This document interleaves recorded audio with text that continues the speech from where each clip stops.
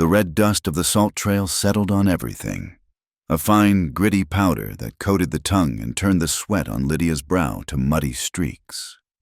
It was 1876, and the Arizona Territory felt less like a place on a map and more like the inside of a kiln. The stagecoach, a bone-jarring wooden box on wheels, groaned with every lurch, its leather suspension squealing in protest against the heat and the unforgiving terrain. Inside, Lydia sat clutching her satchel, the embossed leather already scuffed and stained.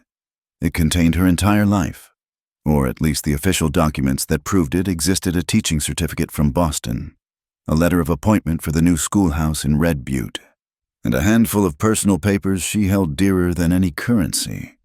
She was trying not to think about the stories she had heard back east, tales of this very trail, of ambushes and men left for the vultures. The driver, a leathery man named Jebediah, had a shotgun resting across his knees, and the guard riding beside him kept his eyes scanning the high canyon walls that were beginning to close in around them. Their presence was meant to be reassuring, but it only served to sharpen the edges of Lydia's fear. The canyon narrowed, the walls rising like jagged teeth against a painfully blue sky. The air grew still, the clatter of the horses' hooves and the squeal of the coach echoing in the sudden quiet.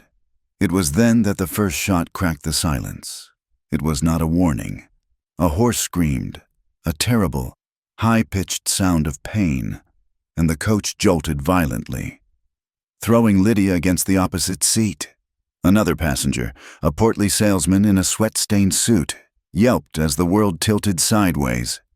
Chaos erupted. Men on horseback appeared as if from the rocks themselves, their faces obscured by dusty bandanas.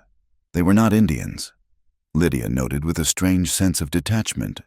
They were white men, their movements rough and practiced. Jebediah was shouting. The guard was firing his rifle, the sound deafening in the enclosed space. But the attackers were not interested in a prolonged fight. Two of them forced the doors open. "Get out! All of you! Get out now!" one of them growled, his voice a low rasp. The passengers scrambled out, hands raised. Lydia's heart hammered against her ribs, a frantic bird trapped in a cage. She expected them to demand the strong box, to go through the men's pockets for wallets and watches. They did none of that. The leader, a tall man with cold, pale eyes, walked directly to her. His gaze was not on her face or the simple brooch at her collar. It was fixed on the leather satchel she clutched to her chest. "The bag, ma'am," he said, his voice deceptively calm. Lydia's fingers tightened on the handle. "There is nothing of value in it, only papers."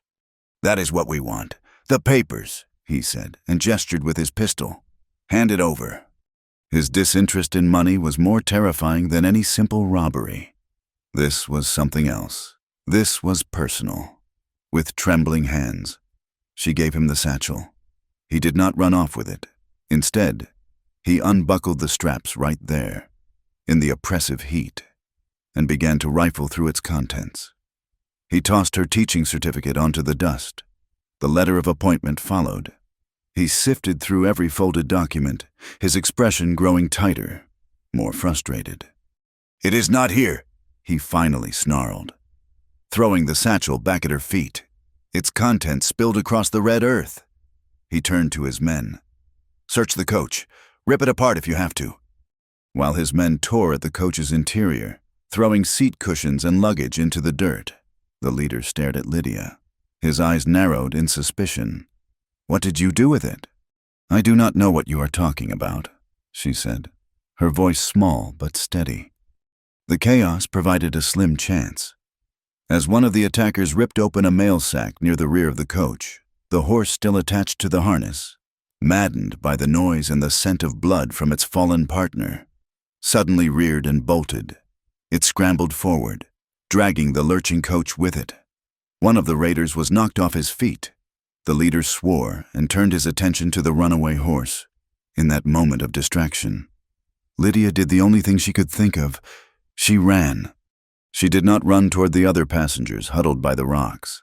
She scrambled up the loose scree of the canyon wall, her city boots slipping. her hands raw from grabbing at sharp-edged stones. She heard a shout behind her, but she did not look back. She just kept climbing, fueled by a terror that was colder and sharper than the Arizona sun. By the time she reached a narrow ledge and dared to look down, the scene was already dissolving. The attackers, having found nothing, were mounting their horses and disappearing back into the labyrinth of rocks, leaving the stranded passengers and the dead horse behind. Lydia pressed herself against the hot stone, her breath coming in ragged sobs, and waited until the last echo of their departure had faded. She was alone. She had escaped, but in doing so, she had separated herself from the very people who could help her. Panic, cold and slick, began to creep in. She tried to call out, but her throat was too dry, the sound a mere croak. She looked down the way she had come. It was too steep to descend safely. Her only choice was to follow the ledge, hoping it would lead her back down to the trail further on. Hours passed. The sun climbed to its zenith, beating down with a merciless intensity.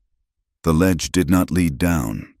It wound deeper into the rocky maze, a path to nowhere. Thirst became her entire world, a physical ache in her throat, a pounding in her head. The landscape was a blur of red rock and bleached blue sky. She stumbled, her vision swimming. Every shadow looked like an attacker. Every gust of wind sounded like a horse's whinny. She was delirious when she saw him. He was standing by a pillar of rock, watching her. He was an Apache, his dark hair held back by a simple leather band, his skin the color of the earth he stood upon. He was lean and still, a part of the landscape, and for a terrifying moment, Lydia's mind, fogged by fear and exhaustion, screamed raider. The stories she had heard, the warnings about savages, they all came rushing back. Her hand instinctively went to her skirt pocket, where a small, useless derringer was tucked away. But this man did not move toward her. His dark eyes were watchful, unreadable. He had a long gash on his forearm, a fresh wound that he seemed to ignore. He watched her sway on her feet, watched her fumble with her pocket, and his expression did not change. He was not a predator sizing up his prey. He was an observer, assessing a situation. Lydia finally collapsed, her legs giving out from under her. The hard ground met her with a jarring thud. Through a haze of dust and fading consciousness, she saw him move. He did not rush. He walked with a steady, unhurried grace.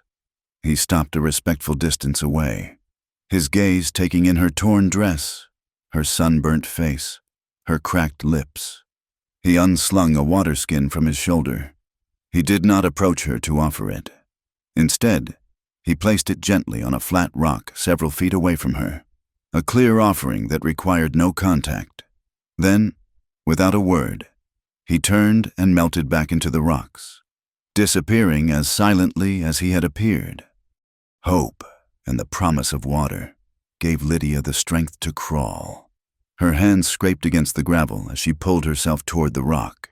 She reached the water skin, her fingers fumbling with the wooden stopper. The water was warm, but it was the most wonderful thing she had ever tasted.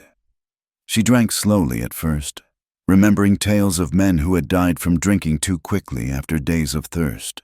Then she drank more deeply, letting the life-giving liquid soothe her raw throat. The sun began to dip toward the horizon, painting the clouds in fiery strokes of orange and purple. With the heat came a new enemy, the cold. The desert temperature plummeted as darkness fell.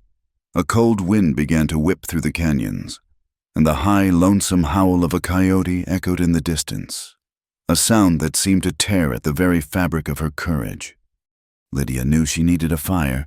She had her satchel, which she had managed to grab before her flight. Inside, among her scattered papers, was a small box of matches. She gathered dry brush and twigs, her hands clumsy and slow in the encroaching chill.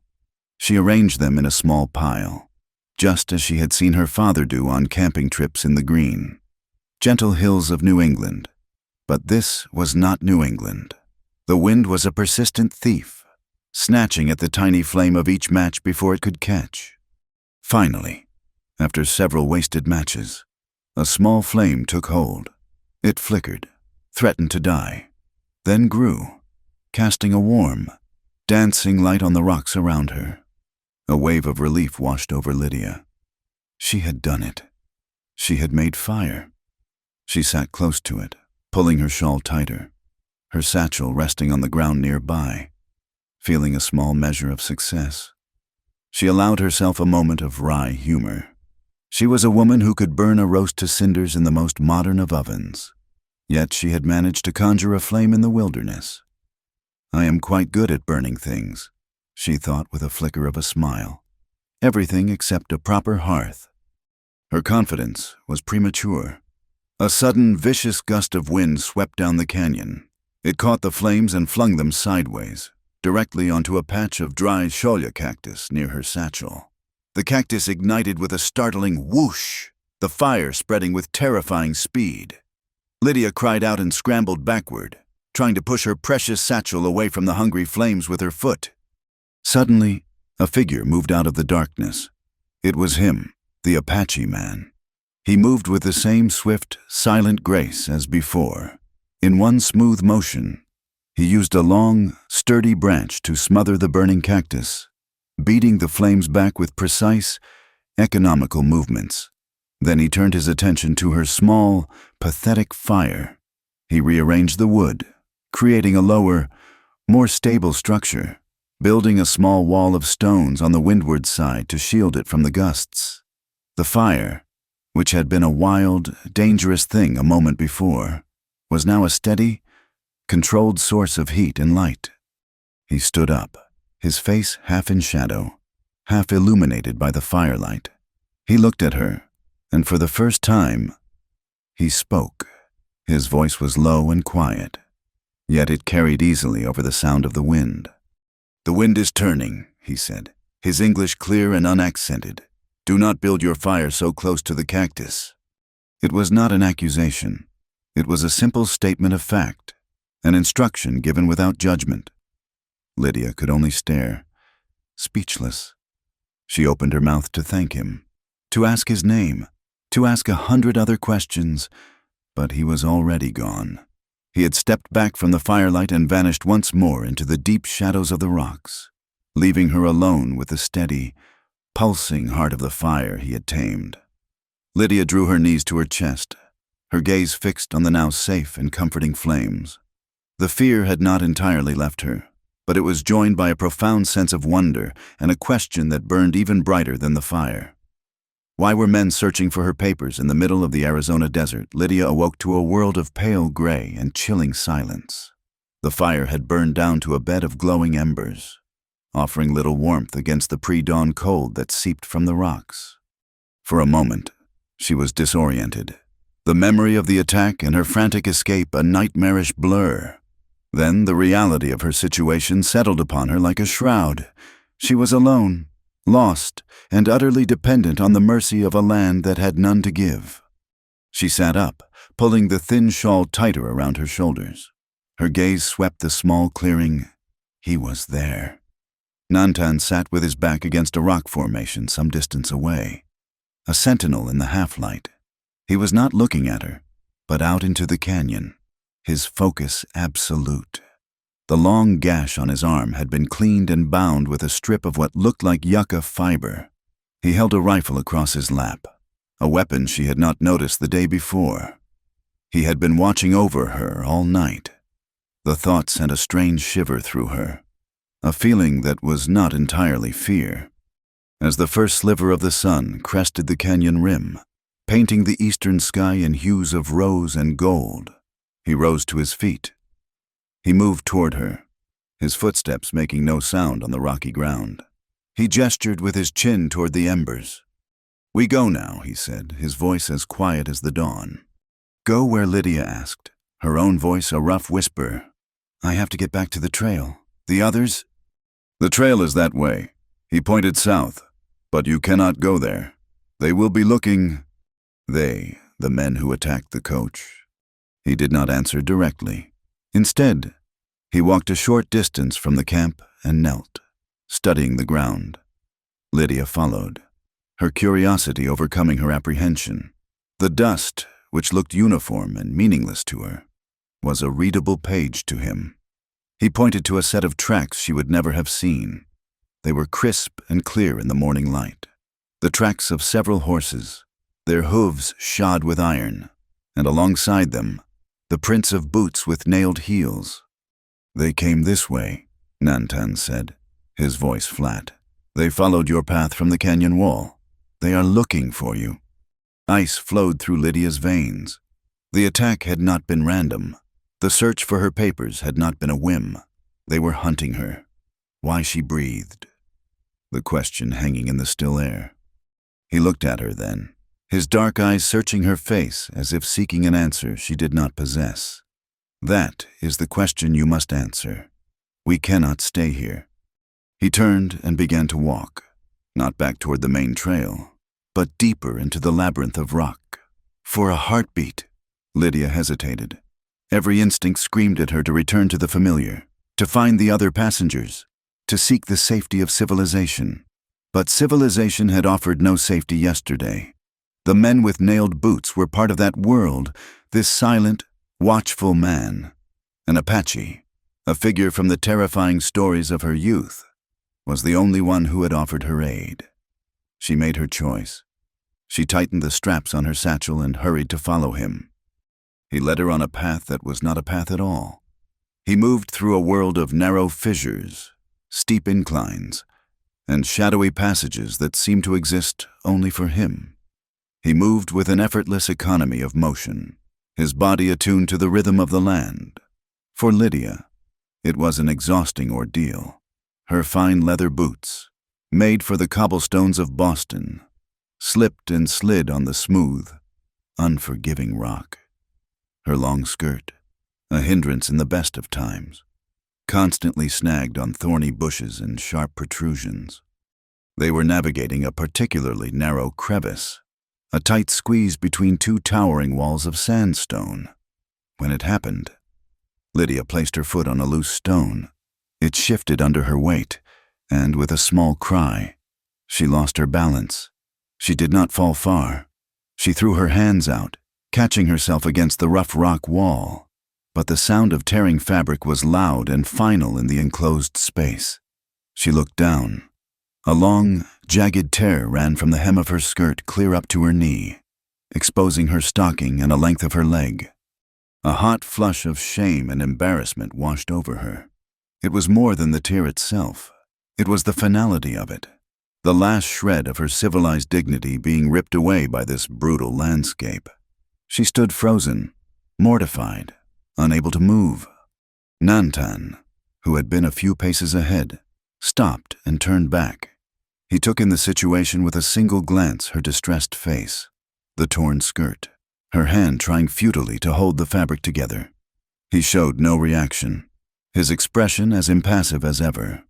He walked back to her, reached into a small pouch at his belt, and produced a thin strip of leather lacing and a sharpened piece of bone that served as an awl. He knelt, not before her, but beside her, his body angled away to give her space. He took the torn edges of the fabric in his hand, his touch surprisingly gentle and impersonal. He began to work the bone awl through the cloth, creating holes for the leather lace. The intimacy of the act was unnerving.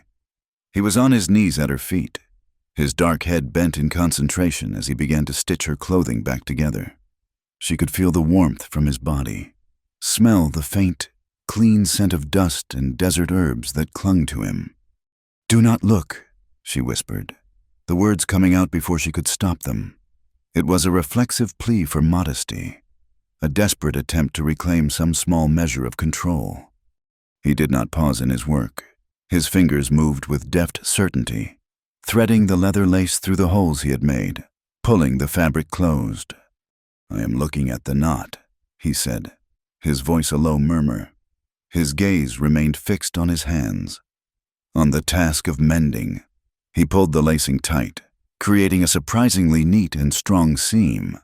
Then, he lifted his eyes, not to her face, but to the treacherous path ahead of them. You, look at the path." The simple, practical words cut through her embarrassment. He was not seeing her humiliation. He was seeing a problem and fixing it. He was not a man taking advantage of a vulnerable woman. He was a guide ensuring his charge could continue the journey safely. A strange sense of calm settled over Lydia. She did as he said, turning her attention back to the difficult terrain, her cheeks still warm, but her panic subsiding. He finished his work, tying off the leather lace with a secure, complex knot. The repair was rough but functional, a puckered brown seam against the dark blue of her dress. It was a mark of survival. He stood up and stepped back, a silent signal that they should move on. As Lydia took her first careful step, she felt the security of the patch. The skirt was whole again. It was more than a simple repair. It felt like a silent promise. They walked for the rest of the day, speaking little. Nantan would occasionally point out a landmark, a distant butte shaped like a sleeping man, or show her how to find water by digging at the base of a certain type of willow tree. He taught her to read the subtle signs of the desert, things she had been blind to before. Lydia, in turn, found a resilience she did not know she possessed. Her muscles ached, her feet were blistered, but she kept pace. Her mind focused on his instruction. Look at the path. That evening, they made camp in a shallow cave that offered shelter from the persistent wind. Nantan built the fire this time, a small, efficient blaze that gave off maximum heat with minimum smoke. He shared his food with her, strips of dried meat that were tough but nourishing, and a handful of nuts he had gathered along the way. The silence between them was no longer awkward or menacing. It was a shared space, a comfortable quiet born of a day spent in mutual reliance.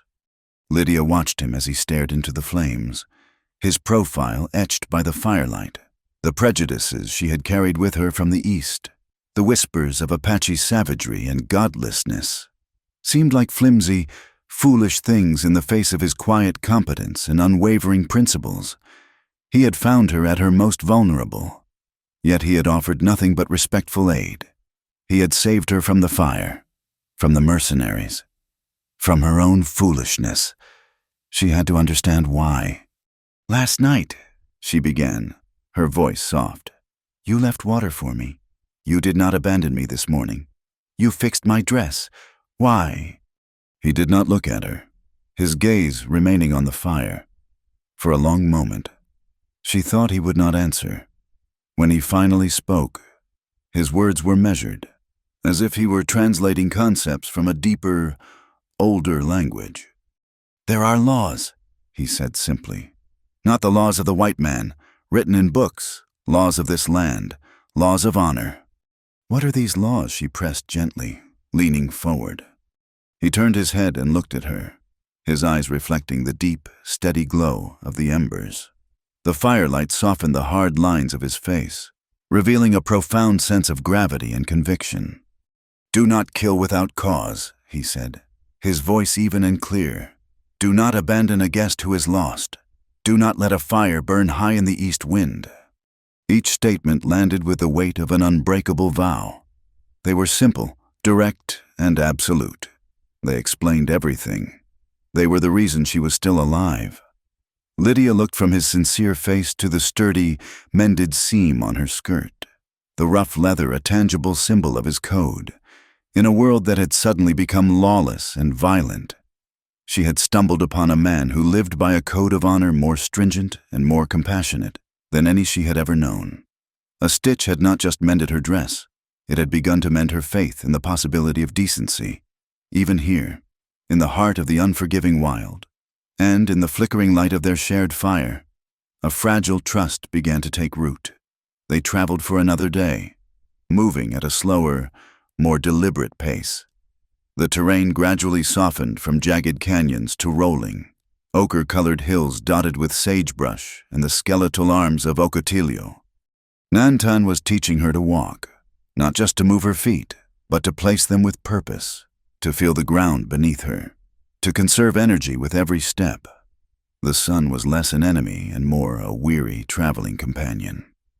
Late in the afternoon, he stopped, holding up a hand for silence. He knelt, his attention fixed not on the horizon, but on the ground at his feet. He was examining the remains of a small, recent campfire. To Lydia, it was just a circle of blackened stones and ash. To Nantan, it was a story. He pointed to the scuffed earth nearby. The now familiar marks of nailed boots were clearly visible, deeper here, as if the men had stood around for some time. But there was something else. Nantan reached down and picked up a small, dark object from the dust. He held it out on his palm for her to see. It was the stub of a cigar. Not a hand-rolled cigarette or a cheap cheroot.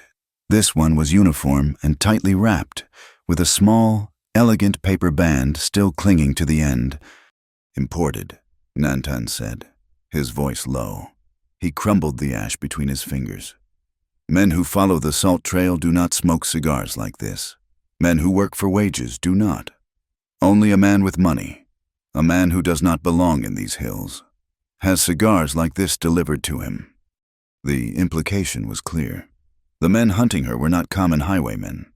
They were mercenaries, hired hands, and their employer was a man of significant wealth, a man who wanted her papers badly enough to pay for skilled trackers and arm them for a fight. The mystery of the attack deepened, its roots reaching into circles of power she could not begin to imagine. Nantan tossed the cigar butt away, his expression grim. The knowledge seemed to confirm a suspicion he already held. "Red Butte is close now," he said, looking toward a low notch in the hills ahead. "We will be there before sunset." The town appeared suddenly, a dusty collection of unpainted wooden buildings huddled around a single, wide main street. It was not a place of beauty, but of grim utility. A general store, a saloon with swinging doors, a livery stable, and a handful of small houses were arranged as if dropped from the sky onto the raw earth. The heart of the town, its most vital organ, was the well. Situated in a small square in front of the sheriff's office, a small group of people were gathered there, a daily ritual of survival, their movements slow and weary in the day's fading heat. As they reached the edge of town, Nantan stopped in the shade of a lonely mesquite tree. The change in him was subtle but immediate. In the wilderness, he had moved with a quiet confidence, a master of his domain. Here, on the verge of the so-called civilized world, a guarded stillness fell over him. His shoulders seemed to straighten, his face becoming an unreadable mask. "This is where I leave you," he said. Lydia's heart sank. "You are not coming into town." "It is better this way," he answered, his gaze sweeping over the dusty street. She understood. She saw the curious, suspicious glances already being cast their way from the well. An Apache man walking into town with a disheveled white woman would not be a welcome sight. It would invite questions and trouble that would land squarely on him. "Where will you go?" she asked, a note of anxiety in her voice. "I will be near," he said. He pointed to a high ridge of rock that overlooked the town from the west. "If you need me, go there at sunrise. Make a fire with green leaves. A small fire with much smoke." It was a plan, a lifeline. "Thank you," she said, the words feeling utterly inadequate for all he had done. "For everything." He gave a slight, almost imperceptible nod. Then he turned and walked away.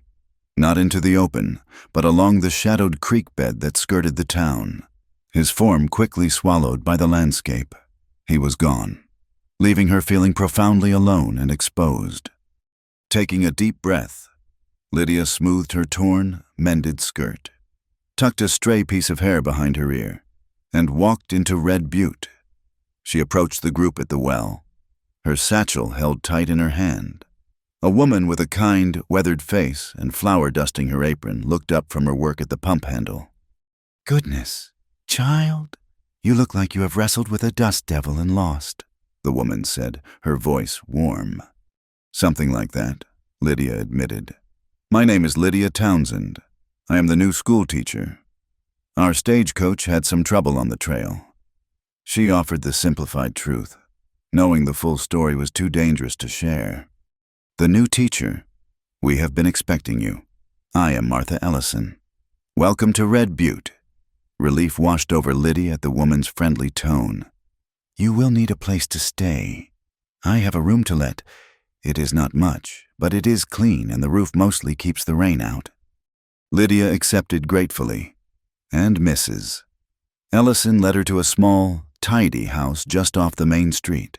The room was simple, with a narrow bed, a washstand, and a single window that looked out onto an expanse of dusty earth and sky. It felt like a palace. While Lydia washed the layers of grime from her face and hands, Mrs. Ellison bustled about, bringing her a glass of precious, cool water from the well and a plate of cornbread. She had just finished eating when a sharp rap came at the door. Mrs. Ellison opened it to reveal a man wearing a tarnished silver star on his vest. He was tall and broad-shouldered, with a self-important air and eyes that were too close together. Ma'am, he said, nodding to Mrs. Ellison before his gaze settled on Lydia. I am Deputy Cole. I heard there was a survivor from the stage mishap. I need to ask you some questions for my report. Lydia's stomach tightened. She stood up, her hands clasped in front of her to still their trembling. I will answer what I can. Deputy...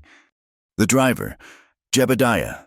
He said you ran off during the commotion, Cole began, his eyes roaming over her torn dress and scratched hands. Said you were missing. It was very confusing, Lydia said, choosing her words with care.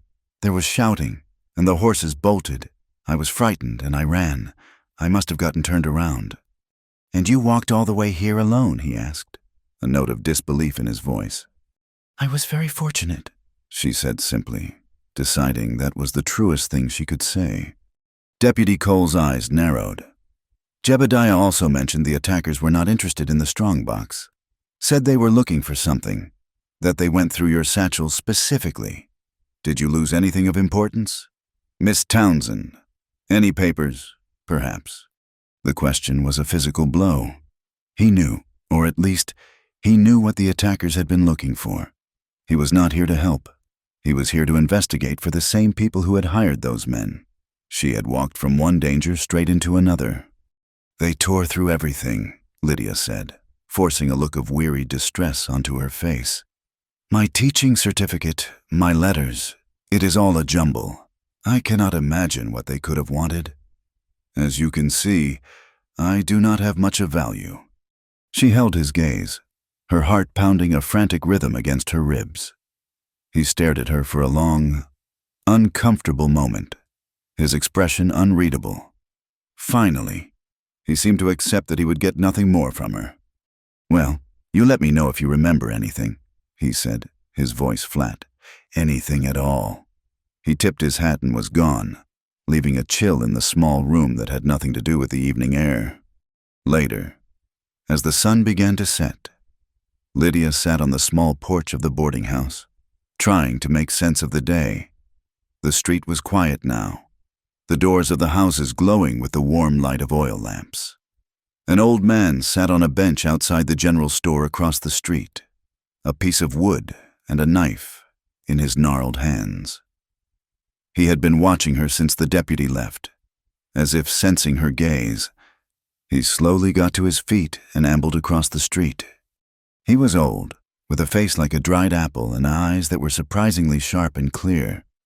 Evening, school teacher, he said, his voice a dry rustle. Name's Jess. Good evening, Mr. Jess, Lydia replied. Saw the deputy paid you a visit, he said, not bothering with pleasantries. He is a man who asks questions for other people. Lydia said nothing, waiting. The old man leaned closer, his voice dropping to a conspiratorial whisper.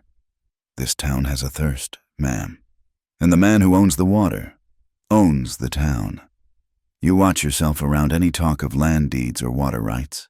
Silas Hart has been buying up every spring and creek for 50 miles. Some folks say he would not stop at much to get his hands on the last drop.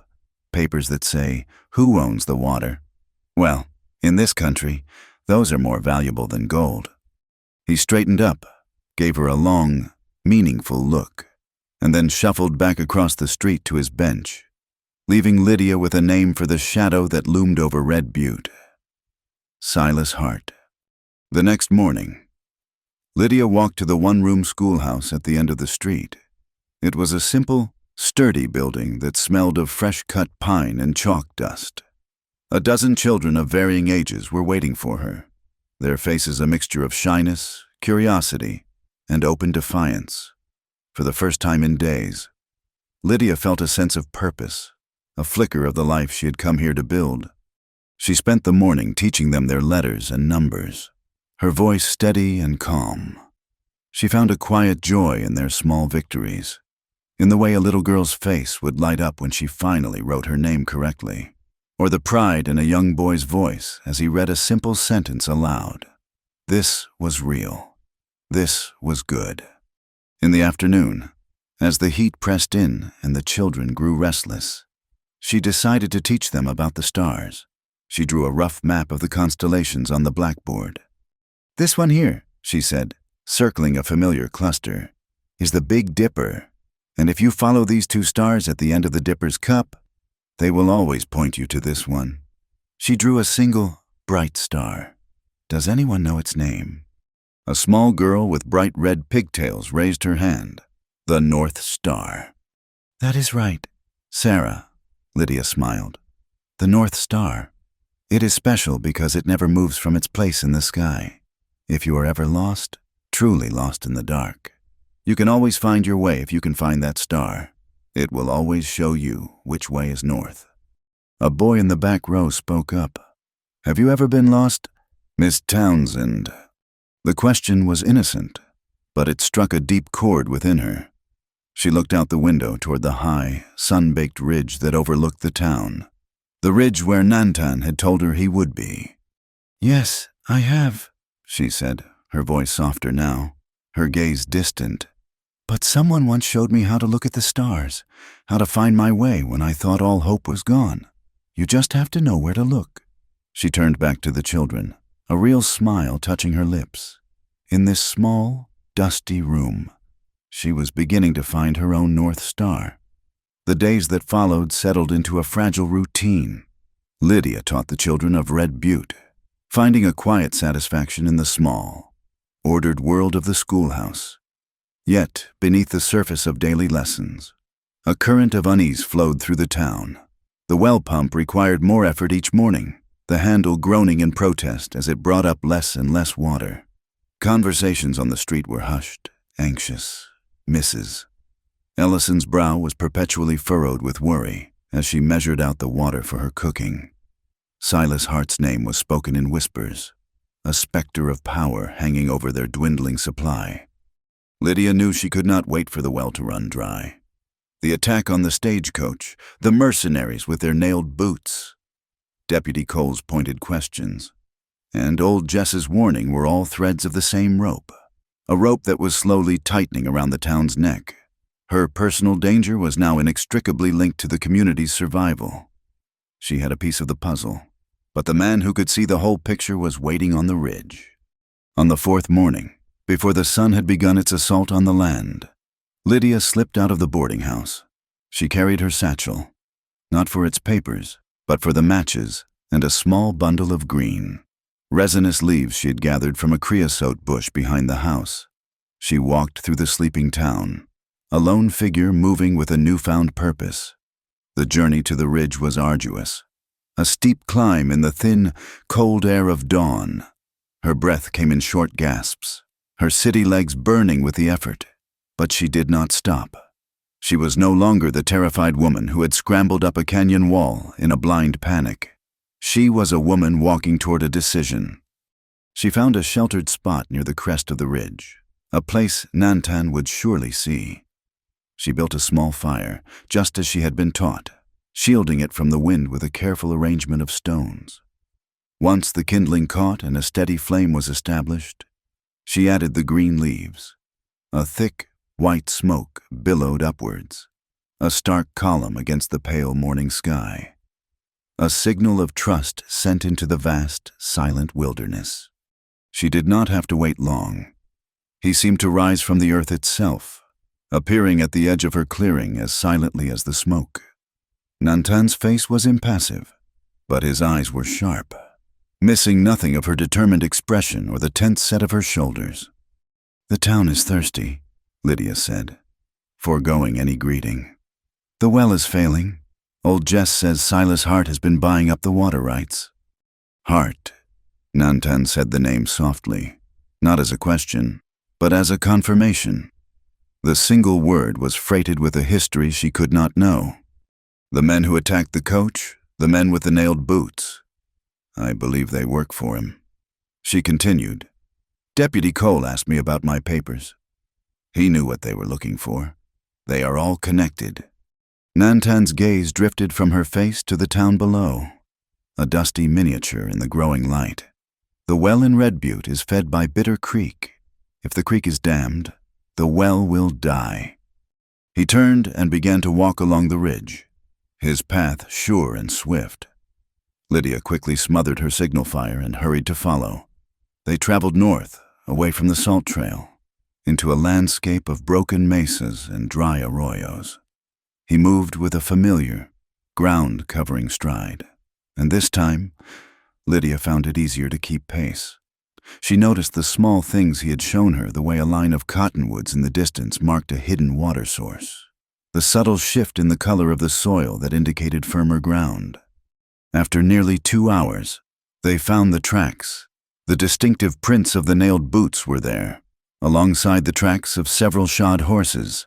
The men had made no effort to hide their trail. They were arrogant, confident that no one would dare to follow them. The tracks led them directly to the banks of what had once been Bitter Creek. The sight stole the breath from Lydia's lungs. It was a place of death. The creek bed was a wide, cracked expanse of dried mud and sun-bleached stones. The willows along its banks were withered, their leaves brown and brittle. A few shallow, stagnant pools remained, shimmering with a sickening iridescence under the sun. The lifeblood of Red Butte had been severed. They followed the dry creek bed upstream. Around a sharp bend, they found the cause, a dam, raw and new, stretched across the narrowest point of the canyon. It was a crude but brutally effective structure of freshly cut pine logs, packed with mud and rock. Water, clear and deep, pooled behind it, a placid lake that mocked the parched land below. The sound of a steady trickle was the only sign that the dam was not yet perfectly sealed. On the near bank, the signs of the construction crew were everywhere. Sawdust lay thick on the ground, and the stumps of felled trees stood like fresh wounds on the hillside. Nantan knelt and picked up another cigar stub from the dirt. He did not need to show it to her this time. The evidence was overwhelming. A clear and deliberate act of strangulation orchestrated by Silas Hart. "They choked it off to make the town desperate," Lydia said, her voice filled with a cold anger. "Then he can sell them the water he stole from them." Nantan was not looking at the dam. He was scanning the rim of the canyon above them, his body suddenly tense. "They are still here," he whispered. The first rifle shot was a flat, sharp crack that echoed off the canyon walls. A spray of dirt and rock erupted from the ground just inches from Lydia's feet. She cried out, stumbling backward in shock. Nantan reacted instantly, grabbing her arm and pulling her down behind a large boulder that offered some cover. Another shot whizzed over their heads, smacking into the rock face with a vicious whine. Men appeared on the canyon rim above them, 4 of them, silhouetted against the bright sky. They were too far away to see their faces clearly, but their intent was unmistakable. "So the little schoolteacher found herself a pet Indian," a rough voice bellowed down at them, the words laced with contempt. "Hart wants the woman alive. Hank, the Apache, not so much." "Then let us get to it," another voice answered. They were trapped. The creek bed offered little cover besides a few scattered boulders. The men on the rim had a clear field of fire. Nantan drew a long, heavy knife from a sheath on his belt. His face was a mask of fierce concentration. He knew, as Lydia did, that they could not win a gunfight. "Stay here," he commanded in a low voice. "Do not move from this rock." He began to move, not away from the shooters, but parallel to them. A low, swift crouch that took him from the cover of their boulder to a smaller one further down the creek bed. A bullet kicked up dust where he had been a second before. He was drawing their fire, creating a diversion.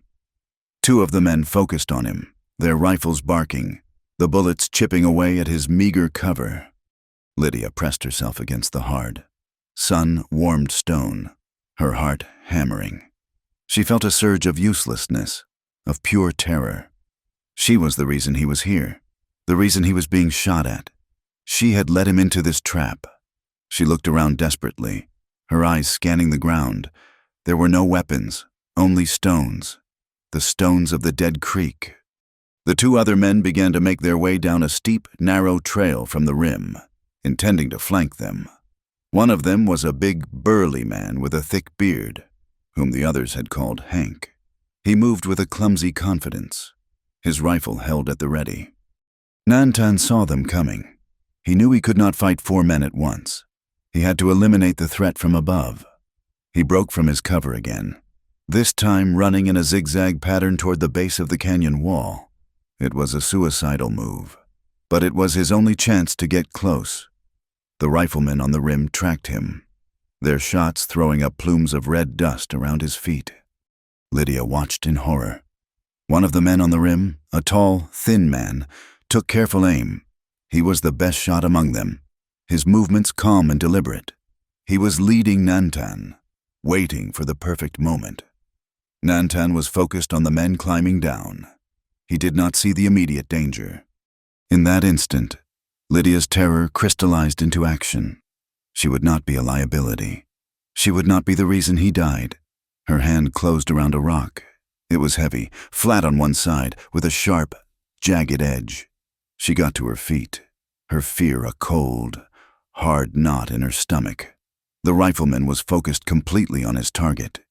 He did not see her. With all the strength she could muster, she threw the rock. It was a clumsy, desperate heave, not an elegant pitch.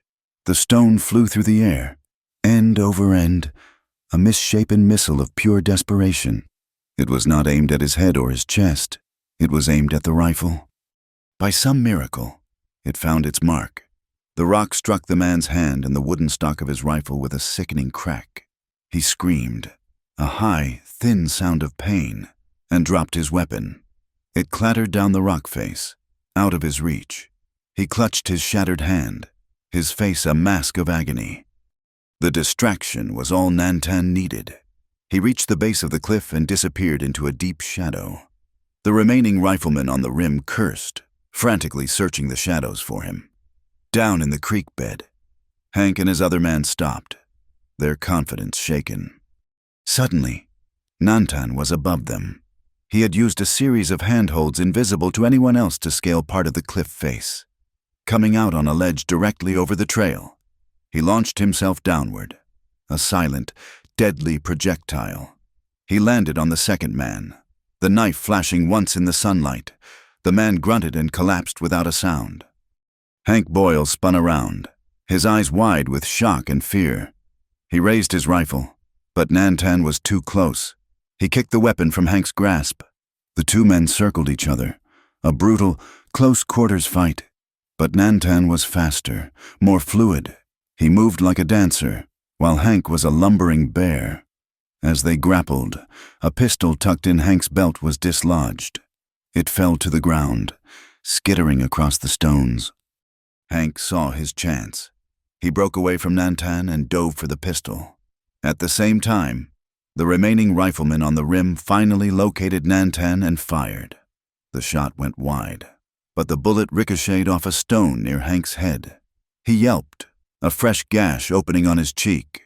Panicked, wounded, and with his men out of action, Hank's resolve broke. He scrambled to his feet and ran, clambering back up the trail in a clumsy, panicked retreat. The wounded man on the rim followed suit, leaving his rifle behind.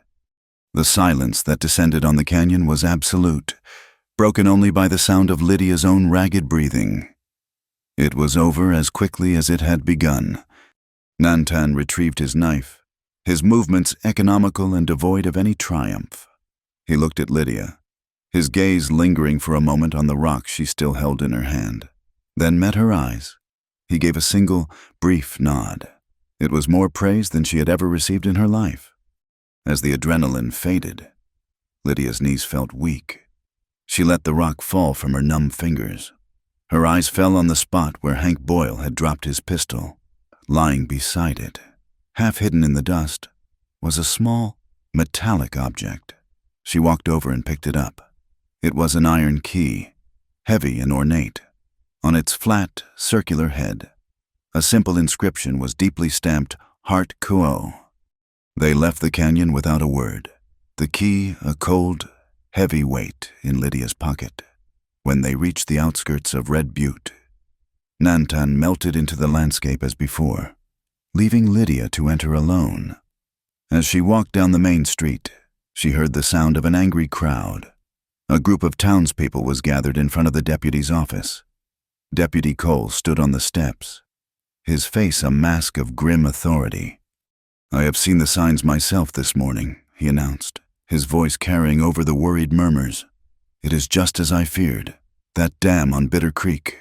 It is the work of Apache renegades. They are trying to starve us out, to drive us from this land." A wave of fear and anger rippled through the crowd. Men clenched their fists, their faces hardening with a righteous fury. "They are savages," Cole continued, his voice rising. "They are a danger to our wives and our children, but I will not let them win. I will protect this town." Lydia stood at the edge of the crowd, unnoticed. She felt the iron key in her pocket, its edges sharp against her palm. She watched Deputy Cole fan the flames of hatred, turning the town's fear into a weapon against an innocent people. She saw the lie take root in the faces around her, a poison spreading faster than any drought, and she knew that the fight at Bitter Creek had only been the beginning. The lie settled over Red Butte like a heat haze, distorting the familiar faces of Lydia's neighbors into masks of suspicion and anger. Deputy Cole's words had found fertile ground in the town's fear, and the name Apache was now a curse muttered on street corners. Men who had previously tipped their hats to Lydia now looked through her, their eyes cold. The well was their life, and Cole had given them a simple, hate-filled reason for why it was dying. She saw them cleaning rifles on their porches, forming a small posse near the saloon, their fear being honed into a weapon pointed in the wrong direction. She knew she could not stay. The key in her pocket was a constant, heavy reminder of the truth, a truth that would get her killed if she spoke it in this town, in this moment. That night, she slipped away again, a phantom moving through the moon-cast shadows. She did not need to make a fire this time. He was waiting for her at the base of the ridge, a silhouette against the star-dusted sky. He had seen the town's ugly mood from his vantage point, had likely heard the distant, angry shouts. He did not need her to explain. "They believe the lie," was all he said. "They need someone to blame," Lydia answered, her voice tired. Cole gave them an enemy they already feared. "There is something you must see," Nantan said, turning away from the town, "to understand who this Silas Hart is, to understand the story he tells." He led her on a different path, one that wound through a series of low hills and into a wide, shallow valley she had not seen before. The journey was somber, the silence between them thick with unspoken thoughts. The land itself seemed to hold its breath. As dawn broke, casting a soft, gray light over the landscape, they arrived at their destination. It was a place of ghosts. The valley was called White Oak, but the great tree that had given it its name was now a blackened, skeletal ruin. Its charred branches reached for the sky like accusing fingers. Around it were the skeletons of wickiups, their willow frames burned to ash, the packed earth floors littered with the debris of a suddenly abandoned life. A child's broken doll lay half-buried in the dirt, its porcelain face cracked and stained with soot. This had not been a temporary camp. It had been a home, a community, and it had been erased by fire. An older man emerged from a makeshift shelter built against a rock outcropping at the far end of the valley. He moved with a stiff gait, his face a roadmap of sorrow and endurance. He and Nantan spoke in their own language, a series of low, guttural sounds that held the weight of shared grief. The man, whom Nantan called Naichi, looked at Lydia, his eyes holding a deep, ancient weariness, but no malice. He had seen too much to be surprised by anything. Nantan gestured for Lydia to sit on a fallen log near the burned-out heart of the great oak. "Naichi will tell you about this place," he said, his voice flat and devoid of emotion. Naichi began to speak, with Nantan translating the words that Lydia did not understand. His story was not a passionate outcry, but a quiet, factual recitation of betrayal, which made it all the more devastating. "Last season," Naichi said, his gaze fixed on the ruins, "Silas Hart came to us. He came with promises. He said the world was changing, that we could not live the old ways. He offered a trade, blankets, flour, iron pots, in exchange. We were to let his cattle drink from our spring, the one that feeds this valley." He paused, a flicker of memory crossing his face. He was a man with two tongues. He smiled, and his words were smooth. He spoke of partnership, of a future where we could live beside the white man. He said the water was for everyone. We were fools. We believed him. His cattle came, Naichi continued, his voice dropping lower. And with them, his men, they watched us. Then, things began to go missing from his ranch. A saddle, some tools, small things. Hart came to us, his face a mask of sorrow. He said someone was stealing from him, that his partners in Prescott were becoming angry. He said there were whispers that we were raiders, hiding behind a false peace. It was a lie, Nantan added, his own voice tight with a cold fury. A lie to build his story. One morning, Naichi's voice was barely a whisper now. The soldiers came, not the local deputy, federal cavalry. Hart had told them we were a band of renegades raiding the salt trail. He showed them the things his own men had stolen and hidden near our camp. The soldiers saw what they had been sent to see. They saw savages. They gave us 1 hour to leave before they burned the valley. He looked around at the devastation, at the ghosts of the life that had been. We took what we could carry. We left our home. This is the peace Silas Hart makes. He promises water, and he brings fire. The story settled into the silence. A cold, heavy truth. This was Hart's method. He did not just take what he wanted, he destroyed the lives and reputations of those he stole from, using the power of the law and the poison of prejudice as his weapons. He had done it to Naichi's people, and now he was doing it again, using the lie of an Apache dam to turn the people of Red Butte against their neighbors. Also, he could steal their water. Lydia felt a wave of shame so profound it made her physically ill. Her own secret, the reason she was here, felt like a lead weight in her gut. Naichi's story, this burned valley, it was all connected to the folded, creased document in her satchel. The burden of it was too much to carry alone. After they had taken their leave of Naichi, as they stood in the oppressive silence by the skeletal remains of the great oak, Lydia stopped. "Nantan," she said, her voice trembling slightly. "I have not been honest with you. Not completely." He turned to face her, his expression unreadable. Waiting. With trembling fingers, she opened her satchel. She reached inside, past her few remaining belongings, and felt for the false bottom misses. Ellison had helped her sew in before she left Boston. She pulled out a long, oilskin pouch. From it, she carefully extracted a single, large document, its paper yellowed with age, its ink faded but still legible, covered in elegant, looping script and sealed with a brittle red wax stamp. "This is why they attacked the stage," she said, holding it out to him. "This is what they were looking for. It is the original deed and grant for a place called Miller's Spring. It is a territorial grant, signed and sealed, predating almost every other claim in this region. Nantan took the document, his calloused fingers surprisingly gentle on the fragile paper. He looked at the words, though she knew he could not read them. His eyes were fixed on the map drawn in one corner, a simple but clear diagram of a spring that fed a creek that flowed south. "Miller's Spring is the source of Bitter Creek," he said. It was not a question. "Yes," Lydia confirmed. "The Miller family were the first settlers in this area. They were granted sole and permanent rights to the spring and all the water that flows from it. The deed passes to their legal heirs. My mother was a Miller. It was her great-uncle who received this grant. The family line thinned out.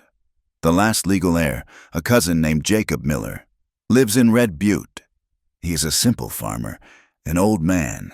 He does not even know this exists. I was sent to deliver it to him, to see it legally filed and recognized at the county seat in Prescott." She finally confessed the whole truth, the words tumbling out in a rush of relief and fear. "That is why Hart wants it. This piece of paper nullifies every one of his claims.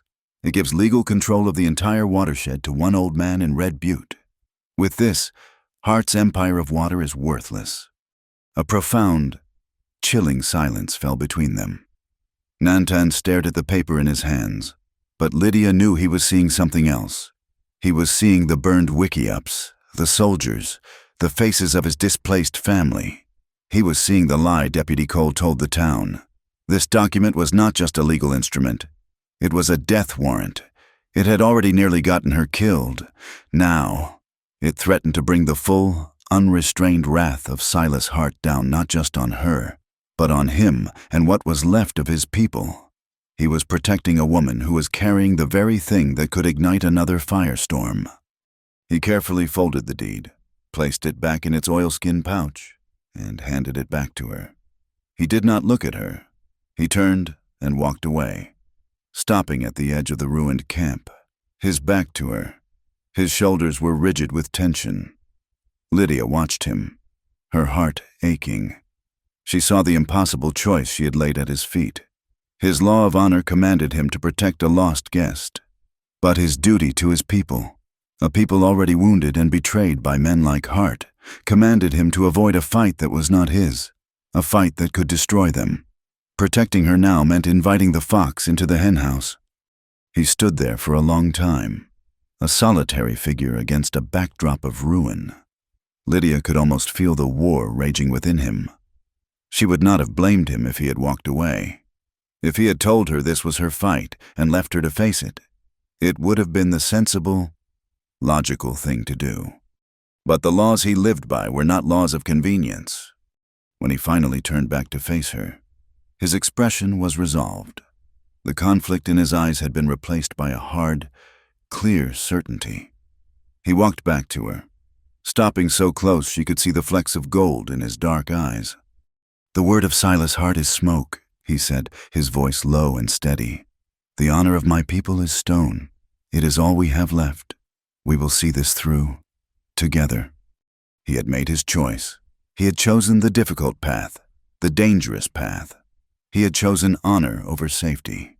He stood with her now, not just as a guide or a protector, but as an ally, bound by a common enemy and a shared commitment to a truth that the world around them was determined to bury.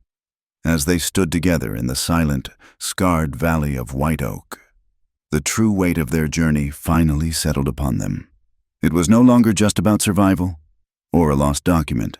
It was about justice, for his people and for hers, a reckoning that would have to be carved out of the heart of a violent, thirsty land.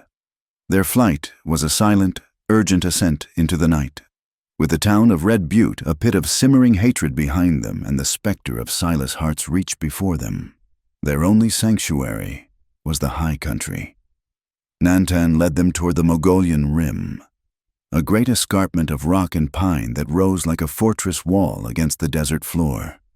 The journey was a grueling climb, a desperate scramble up game trails and through thickets of manzanita that clawed at their clothes. Lydia's lungs burned. Her muscles screamed in protest, but she did not complain. Every painful step was a step away from the fire and toward the stone. They found shelter late into the night in a shallow alcove of rock, high on the rim, where the wind whispered through the ancient ponderosa pines. The air was thin and cold, sharp with the scent of pine needles and damp earth. A sliver of moon hung in a sky so dense with stars it looked like spilled diamonds on black velvet. Nantan built a small, smokeless fire, its flames a welcome spot of warmth in the immense, chilling darkness. As they sat huddled near the flames, the firelight flickered across Nantan's side, and Lydia saw it for the first time. A dark, wet stain was spreading across the worn fabric of his shirt, just above his hip. It was a long, deep gash, crusted with dried blood at the edges but weeping fresh crimson near the center. It must have happened in the fight at Bitter Creek, a piece of shrapnel from a ricocheting bullet or a cut from a sharp rock during the struggle. He had hidden it, moving and climbing for hours without a single sign of pain. "You are hurt," she said, her voice a soft accusation. He glanced down as if noticing it for the first time. "It is nothing." "It is not nothing," she insisted, her schoolteacher tone surfacing unexpectedly. "It will fester if it is not cleaned. Let me see." He hesitated for a moment, his pride a visible shield. But he saw the genuine concern in her eyes, the set of her jaw that told him she would not be denied. With a quiet sigh of resignation, he turned his side toward her and allowed her to gently lift the edge of his shirt. The cut was deep and angry-looking, filled with dirt and grime from their journey. Lydia's stomach clenched, but she pushed the feeling down. She was no longer a helpless passenger. She opened her satchel and took out a clean strip of linen she had torn from the hem of her petticoat, along with a small flask of whiskey, Mrs. Ellison had insisted she take for medicinal purposes. "This will sting," she warned, her voice softer now. He just nodded, his gaze fixed on the fire. She poured a little of the whiskey onto the cloth and began to clean the wound. Her touch was gentle but firm, her movements precise as she worked the grit from the raw flesh. He did not flinch, did not make a sound, but she could feel the muscles in his side bunch and tighten into knots beneath her fingers. She worked in silence, the only sounds the crackle of the fire and the sigh of the wind through the pines. She was so close to him now, she could feel the heat of his skin, the steady, slow rhythm of his breathing. She was tending to his body, a geography she was just beginning to learn, marked by old scars and new wounds. When the gash was clean, she tore another strip of linen and fashioned a tight, neat bandage, her fingers moving with a deftness she did not know she possessed. "There," she said, her work finished. "That should hold." He looked at her then, his eyes dark and searching in the firelight. The shield was gone. In its place was a vulnerability she had never seen before. "You have a healer's touch," he said, his voice a low rumble. Lydia felt a warmth spread through her chest that had nothing to do with the fire. "I am a teacher. Tending to scrapes and bruises is part of the job." She tried for a light tone, but her voice was thick with emotion. They sat in comfortable silence for a while, sharing the warmth of the fire and a piece of dried meat. The wind began to pick up, a low moan that grew into a steady, rushing sound. Nantan lifted his head, turning his face into the wind.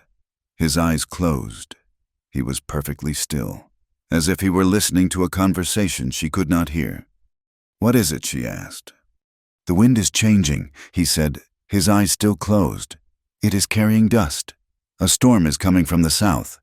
We will be safe here, but the trail below will be wiped clean by morning." He opened his eyes and looked at her. "You must learn to listen to the wind. It speaks a truer language than men do. It will tell you when the rain is coming, when the heat will break, when a storm will rise to hide your tracks." He taught her then, not with many words, but by example. He showed her how to feel the subtle shifts in pressure against her skin, how to smell the scent of distant dust, how to read the way the pine needles trembled. He was sharing a part of his soul with her, a deep, instinctual knowledge that was woven into the fabric of his being. It was a lesson in survival, but it felt like a prayer. As the wind howled outside their small sanctuary, they moved closer to the fire. Nantan spread a thick, soft deer hide on the ground, a barrier against the cold stone. There was only the one. He sat down, leaving a space for her, without hesitation. Lydia sat beside him, their shoulders and hips touching. The shared space felt natural, necessary. He draped a heavy wool blanket over them both, enclosing them in a small, warm world of their own. Beneath the vast, star-strewn canopy of the Mongolian sky, shielded from the rising storm, the world fell away. There was no Silas Hart, no stolen water, no posse of angry men. There was only the fire, the wind, and the quiet presence of the man beside her. A man who lived by a code of stone, who had chosen to stand with her when all logic dictated he should run. The trust she felt for him was a solid, tangible thing, a foundation that had been built stone by stone through shared danger and quiet acts of respect. She looked at their reflection in the dark, polished rock of the cave wall. Two figures huddled together under a single blanket. A thought, both wry and tender, bubbled up inside her. "If I fall again," she said softly, her voice barely a whisper above the wind, "will you stitch me or the rock?" A low chuckle rumbled in his chest, a rare and wonderful sound. "The rock does not bleed," he answered, his voice laced with a gentle humor.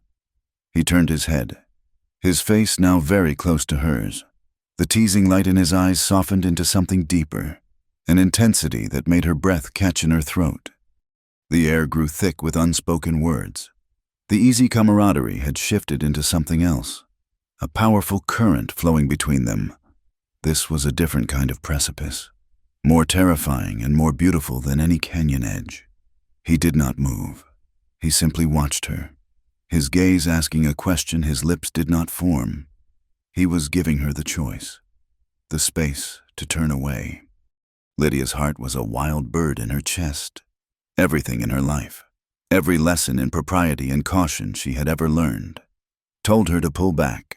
But everything in her heart, every instinct that had been sharpened by the desert, told her she was safer here, in this moment, than she had ever been.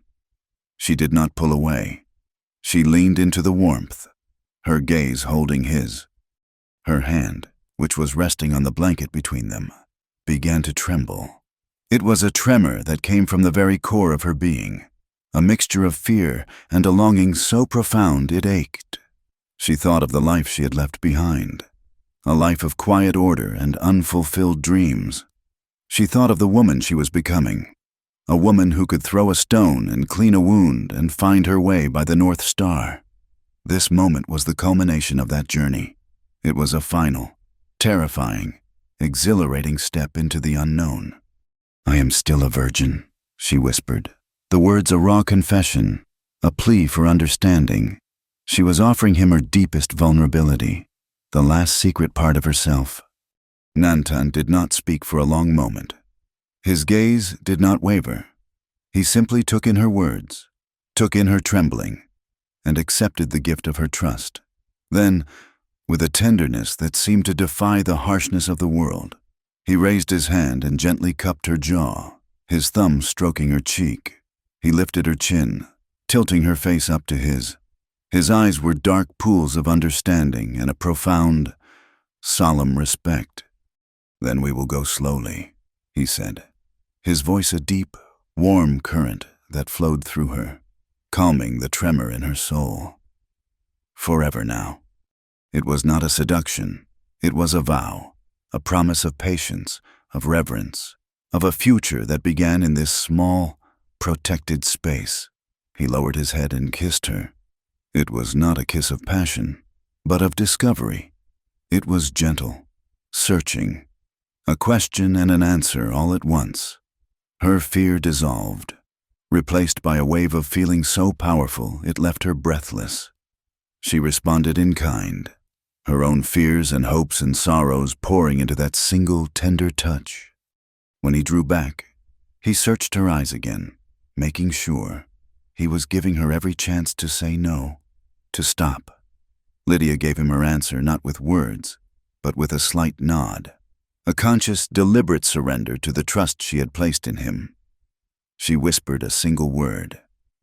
Yes. He eased her back onto the soft deer hide, covering them both with a heavy blanket, cocooning them from the wind and the world. Every movement was slow, deliberate, a study in gentleness. There was no fumbling, no haste, only a careful, reverent exploration. He was not taking anything from her. He was sharing something with her, a healing, a completion, under the watchful, silent gaze of a million stars. Two people who had been broken and lost by the world found a way to become whole. It was not a collision of bodies, but a quiet, sacred joining of souls, a promise whispered in the heart of a storm, a gentle, healing rhythm that would last forever now. The sandstorm that had raged through the night had scoured the world clean. When dawn broke over the Mogollon Rim, it revealed a landscape remade, every track and trail erased beneath a smooth blanket of red dust. The air was crisp and cool, washed clean of fear.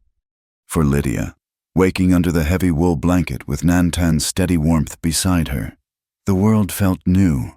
A quiet understanding now passed between them, a language that required no words, forged in the crucible of the storm and the silent promises of the night. But the peace of their sanctuary could not last.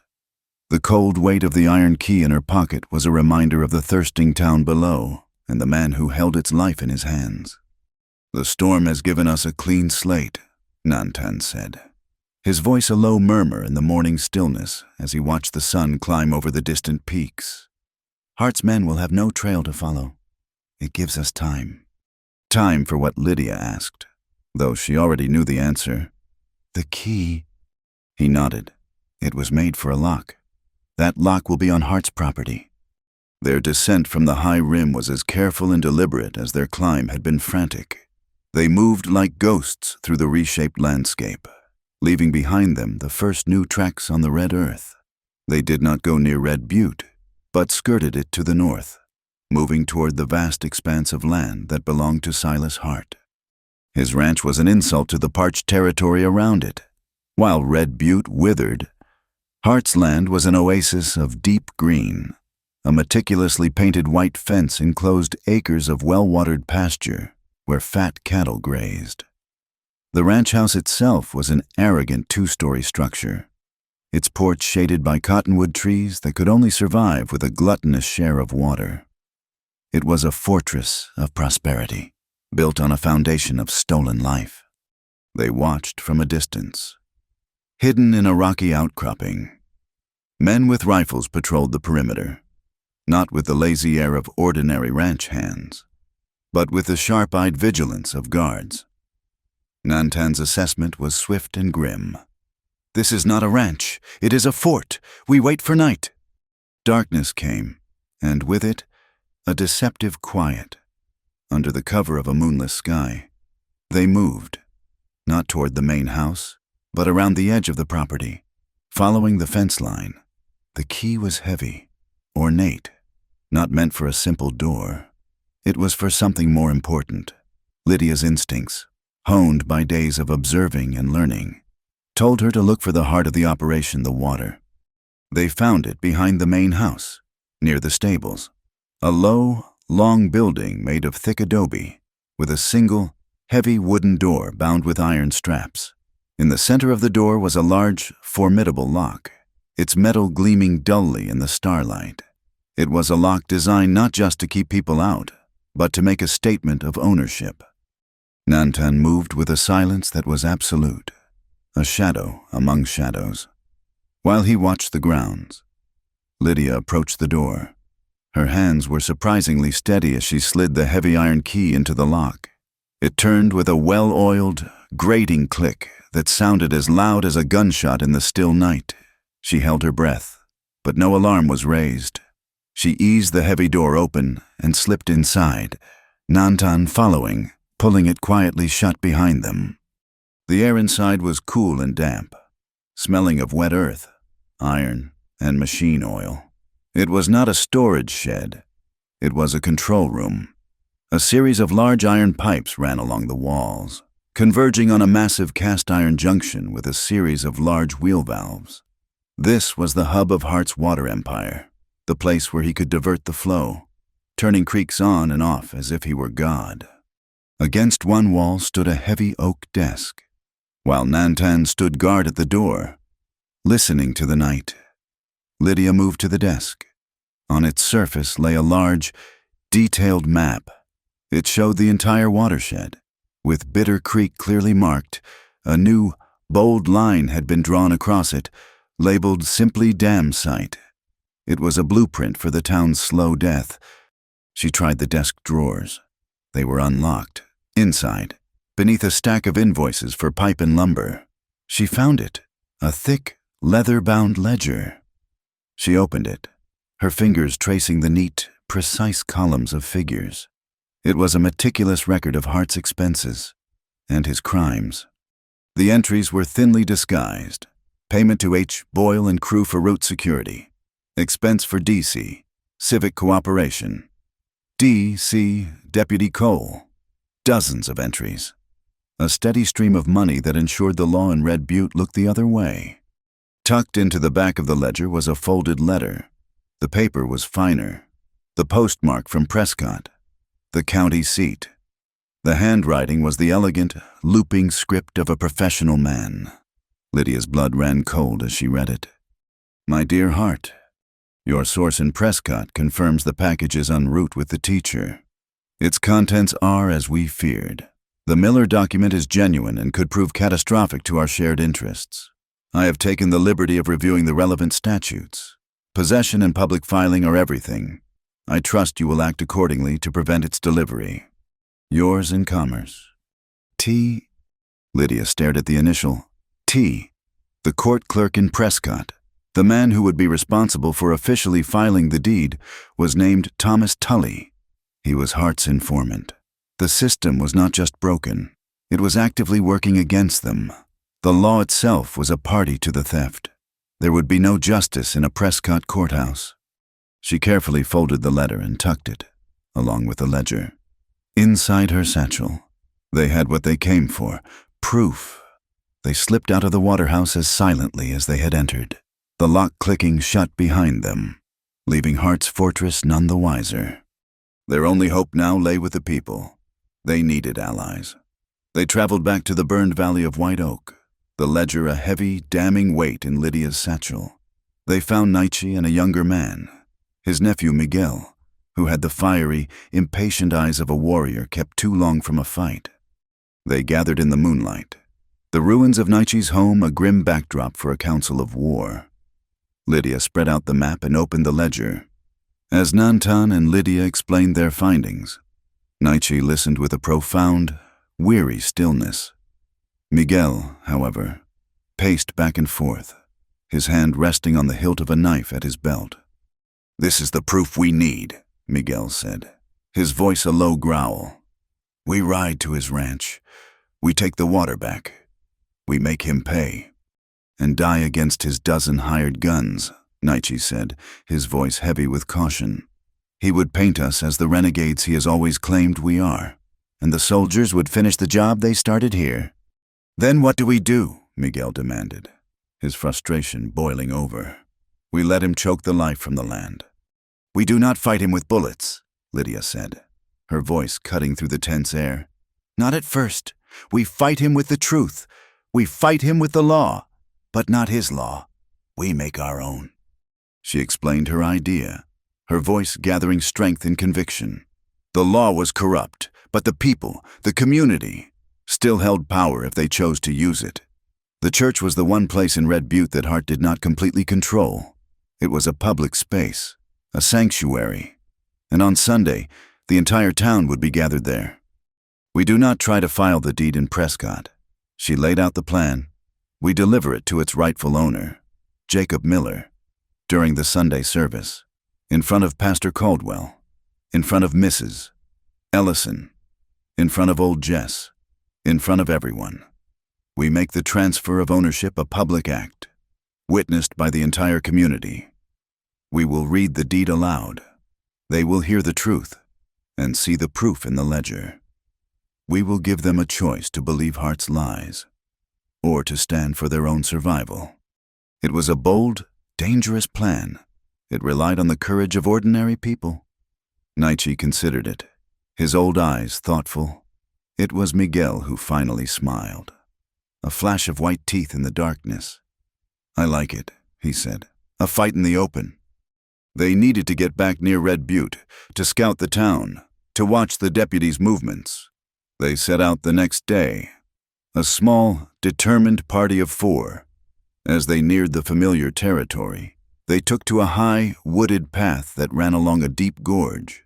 A rickety wooden bridge spanned the gorge, the only crossing for miles. They were halfway across when the sound of shod hooves echoed from the trail behind them. A group of riders, 5 of them, burst from the trees. At their lead was Hank Boyle, a fresh, ugly scar on his cheek. His face contorted in a mask of vengeful rage. They had been discovered. "Go!" Nantan shouted, urging them forward. They spurred their horses, the wooden planks of the bridge thundering under the frantic hoofbeats. The riders behind them opened fire, the shots wild, splintering the wooden railings. Miguel's horse screamed and went down. Its legs shattered, throwing him hard onto the bridge. He rolled, coming up with his pistol in hand, but he was trapped, a clear target in the middle of the span. Hank Boyle reined in his horse, a cruel smile spreading across his face as he took careful aim at the exposed man.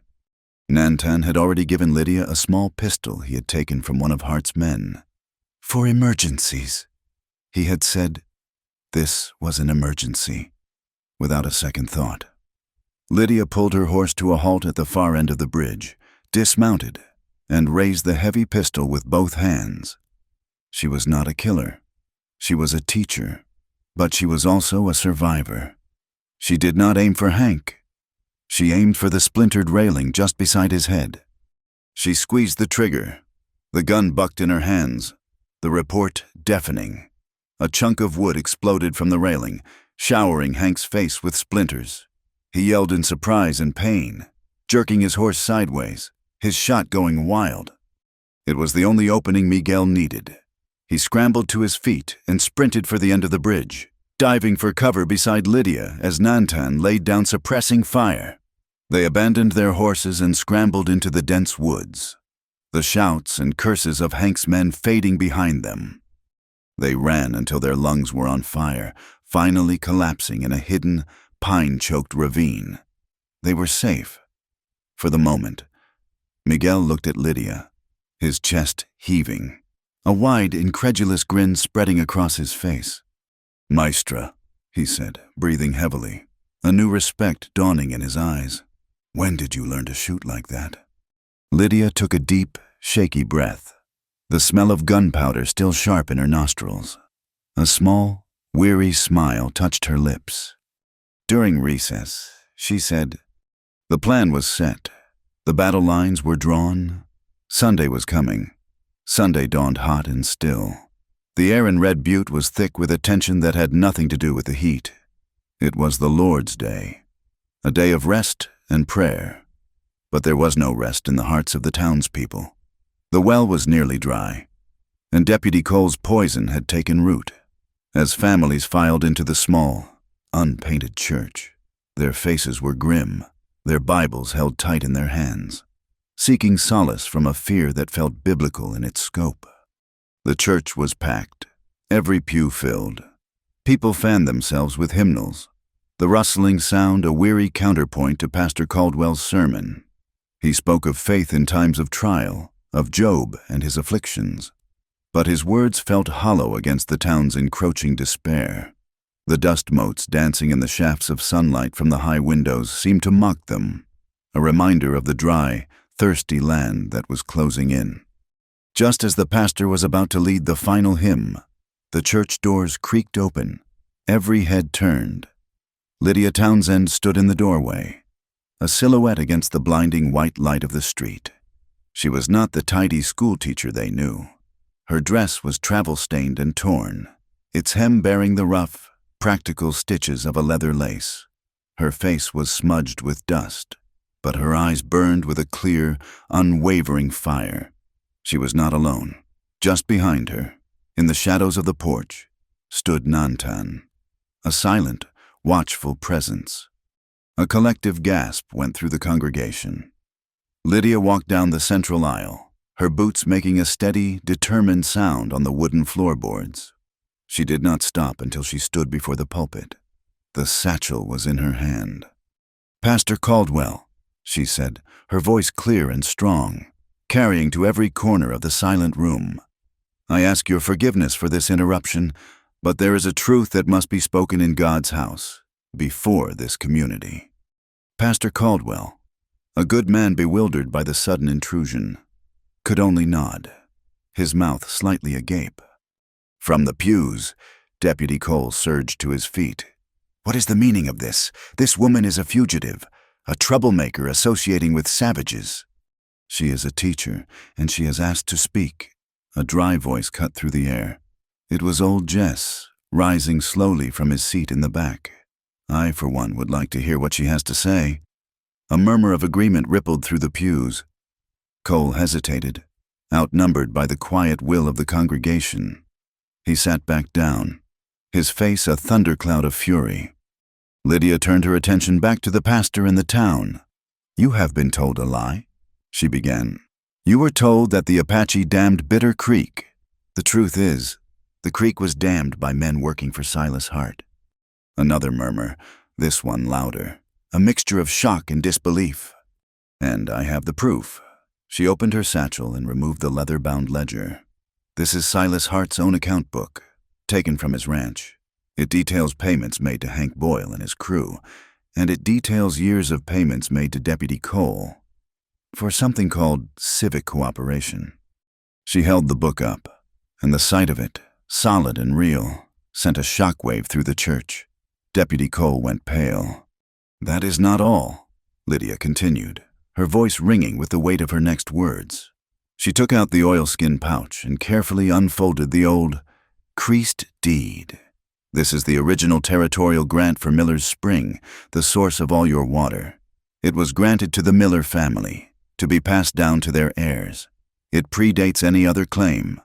The water does not belong to Silas Hart. It belongs to one of you." She scanned the faces in the pews until she found him, an old man with gentle eyes and work-worn hands, sitting beside his wife. "It belongs to you, Mr. Jacob Miller, by law and by right." The old farmer stared at her, his face a canvas of utter disbelief. The whole church was in an uproar now, people rising to their feet, shouting questions, their world turned upside down in a matter of moments. "This is a circus!" Cole roared, finally pushing his way through the crowd, his hand on the butt of his Colt revolver. "I am arresting this woman for inciting a riot and for consorting with a known hostile." He reached for Lydia's arm, but a gnarled hand shot out and clamped down on his wrist. It was old Jess. "You will do no such thing, Deputy," he said, his voice quiet but as unyielding as iron. "Mrs." Ellison stood up, her kind face set like stone, and stood beside Jess. Another farmer joined them, and then another. A silent human wall formed between the lawman and the teacher. It was then that the church doors were thrown open with a violent crash. Silas Hart stood there, flanked by Hank Boyle and 4 other men with rifles. The sun behind them cast long, menacing shadows down the aisle. Hart's charming facade had vanished, replaced by an expression of cold, reptilian fury. "It seems my little schoolteacher has been busy," he said, his voice dripping with condescension as he strode into the church. "A very entertaining story, but that is all it is, a story." The townspeople, who had been so resolute a moment before, shrank back before the sight of Hart's armed men. The confrontation spilled out of the church and into the dusty main street, the bright sunlight a harsh spotlight on the unfolding drama. "This is a town matter, Hart," Pastor Caldwell said, stepping forward, his Bible held like a shield. "This is a business matter, Pastor," Hart sneered. "And you are interfering." He nodded to his men. "Get the woman, and the book." The street erupted into chaos. The first shot was fired by one of Hart's men, a warning shot that kicked up a cloud of dust. But Miguel positioned on the roof of the general store, answered with a shot of his own that sent the man's hat flying. The town square became a battlefield. It was not a clean fight. It was a messy, desperate scramble for cover behind water troughs and overturned wagons. The air filled with the deafening roar of gunfire and the acrid smell of black powder. Nantan moved like a phantom through the swirling dust. He was not interested in the other gunmen. His focus was entirely on Hank Boyle. Boyle, seeing him coming, broke away from the main fight, a snarl of hatred on his face. The two men met in the open space between the church and the saloon, a personal duel in the midst of the larger battle. It was a brutal affair. Hank was a brawler, swinging his rifle like a club. Nantan was a whirlwind of motion, his long knife a flashing arc of steel. He ducked under a wild swing, his knife darting out, leaving a long, shallow cut on Hank's arm. Boyle roared in pain and fury, abandoning his rifle and drawing a massive pistol. Meanwhile, Deputy Cole was trying to get to Lydia, who had taken cover behind the town well. He was moving toward her, his Colt drawn, his face a mask of rage. He was so focused on her that he did not see the heavy, cast-iron oil lamp hanging from a hook on the porch of the general store. With a surge of adrenaline, Lydia shoved the heavy wooden well bucket with all her might. It swung on its rope like a pendulum, crashing into the porch post. The impact jarred the hanging lamp from its hook. It swung down, a heavy iron weight, and smashed directly into Cole's gun hand. He cried out in pain, his fingers going numb as the Colt clattered into the dust, well out of his reach. The gunfight was turning against Hart. His men were pinned down by fire from Miguel and a few of the braver townspeople who had run to get their own rifles. Seeing his advantage slipping away, Hart did the one thing a cornered animal will do. He lunged, not for a weapon, but for the one person who held all the power. He grabbed Lydia, pulling her in front of him as a shield. The cold barrel of his pistol pressed hard against her temple. "That is enough," he screamed, his voice raw with fury. The shooting stopped. A dead, ringing silence fell over the street. "You should have just given me the papers. Schoolteacher," Hart hissed in her ear, his breath hot and sour. "Did you really think a piece of paper could stop me? I own this territory. I arranged that little party on the salt trail from the very beginning, just to get that deed, and I will have it." His public confession hung in the still, hot air, damning him in front of the entire town. Nantan's fight with Hank had frozen at the sight of the hostage situation. Hank stood panting, his arm bleeding, but he held his pistol trained on Nantan. Nantan slowly straightened, his knife held loosely at his side. He looked at Lydia, at the fear in her eyes, and then at Hart. "Let her go," Nantan said, his voice dangerously calm. "Drop the knife, Apache," Hart snarled. Nantan let the knife fall into the dust. He took a step forward, his hands raised in a gesture of surrender. "You want the one who stood against you. That is me. Let her go, and you can have me." Hart considered it for a moment, a cruel, calculating light in his eyes. The Apache was the real threat. The woman was just a nuisance. "A fair trade," he said with a vicious smile. He shoved Lydia away from him, sending her stumbling into the dust.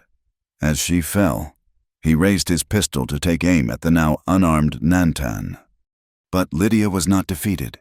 As she fell, her eyes darted around, searching for any chance, any hope.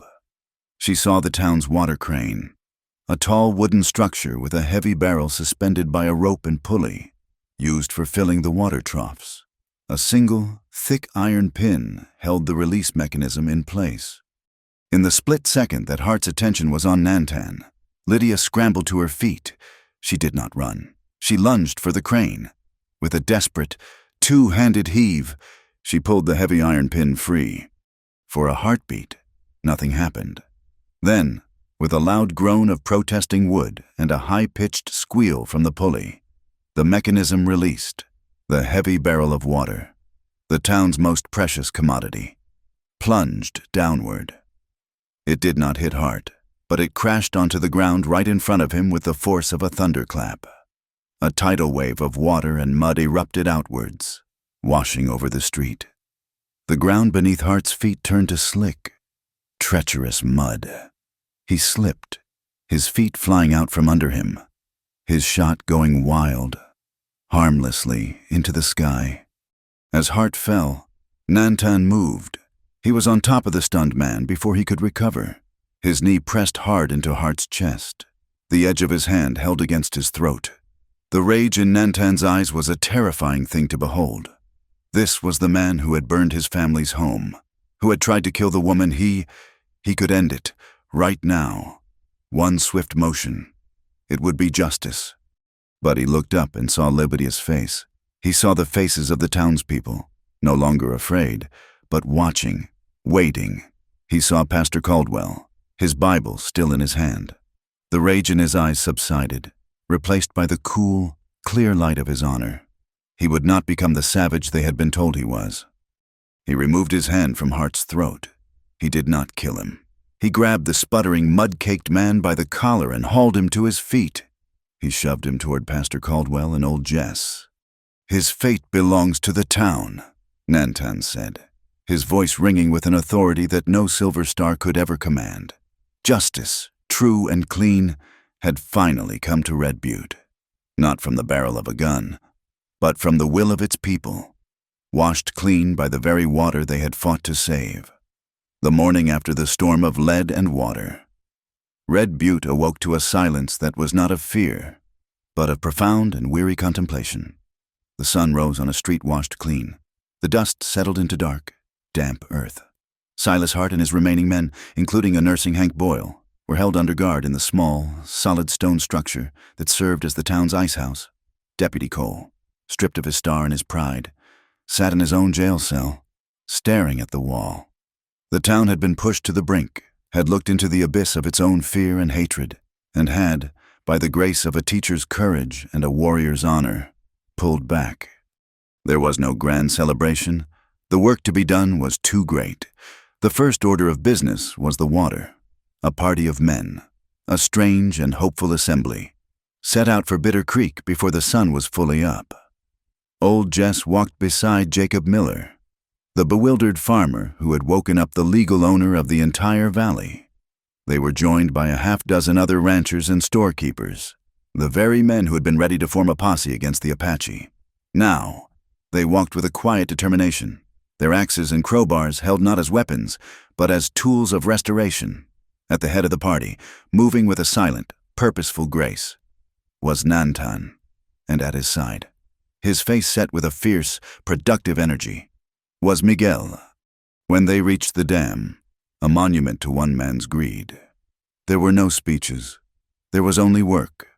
Under Nantan's quiet direction, they found the weaknesses in the structure.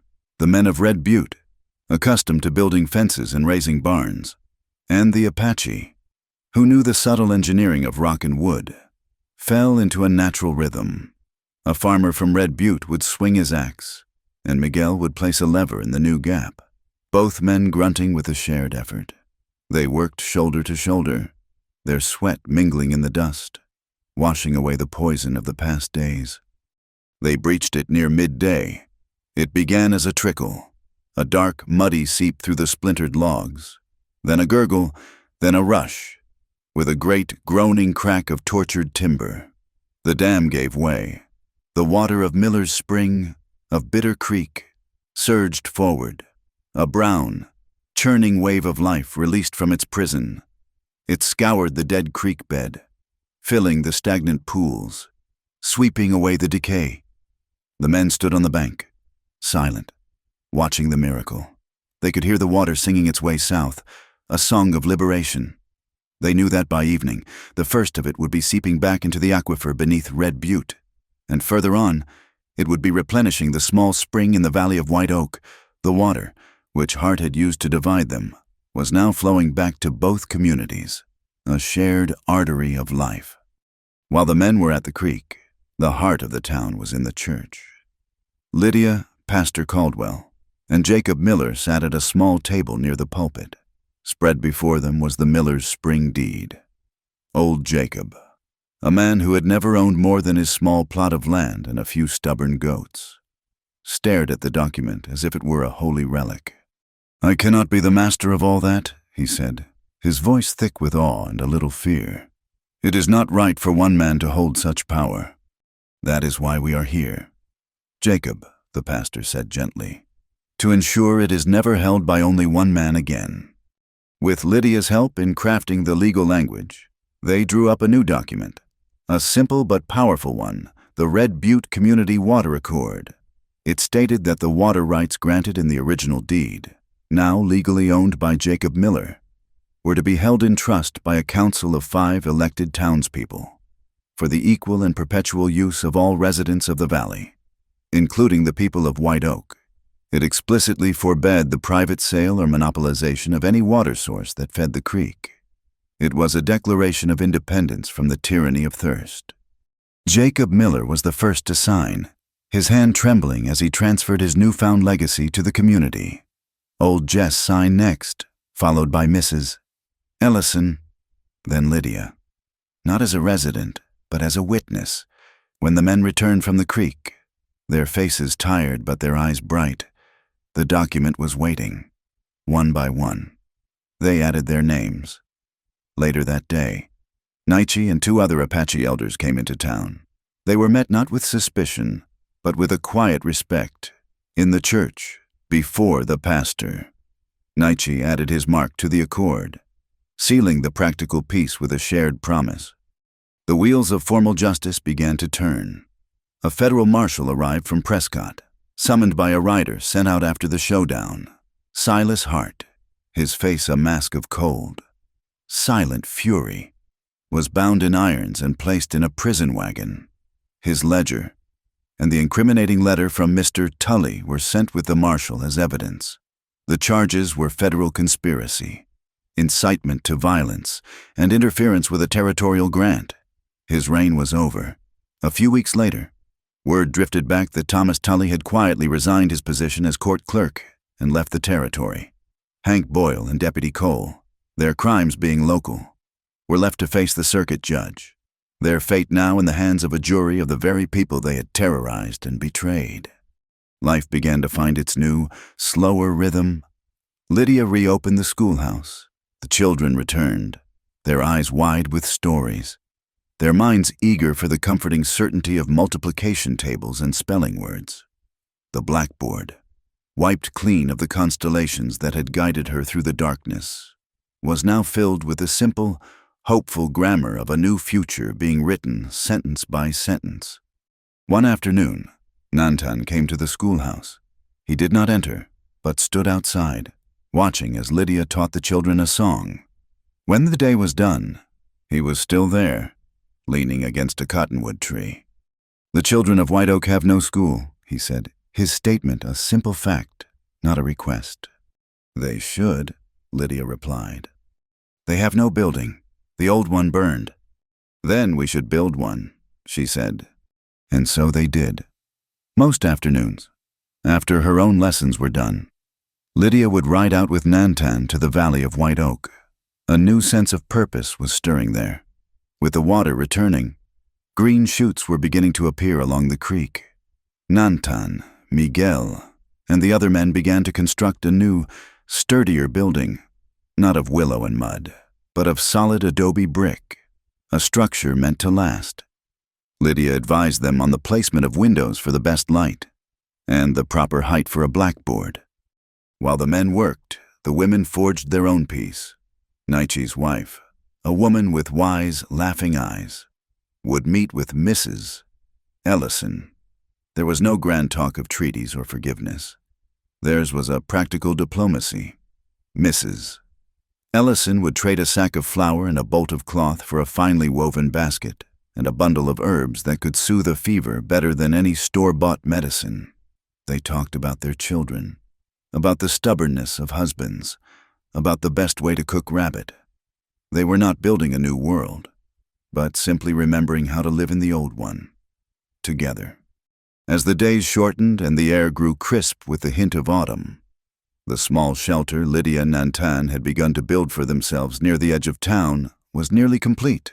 It was a simple, one-room adobe, solid and unassuming, with a wide porch that looked out toward the high, protective wall of the Mogollon Rim.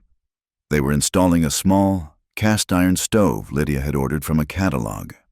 She stood back, wiping a smudge of soot from her nose, and pointed to a spot near the east wall. "The stove goes here," she declared with an air of finality.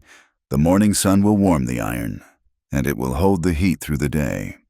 Nantan, who was fitting the stovepipe, stopped and looked at where she was pointing. He shook his head slowly. "And the east wind," he said, his voice serious but a faint glimmer of a smile in his eyes, "will blow smoke back down the pipe and into your face every single morning." Lydia put her hands on her hips, a gesture of mock defiance. "I know all about the east wind now. Thank you very much," she retorted. "I also know about the prevailing summer breezes, which come from the southwest. Placing the stove here is a matter of balancing the seasons. We will be warm in the winter and not smoked out in the summer." He looked at her, at the determined set of her jaw and the confident light in her eyes. The woman he had found, lost and terrified in the desert, was gone. In her place stood this woman, strong and sure, who understood the language of the wind as well as he did. The smile he had been holding back finally broke free.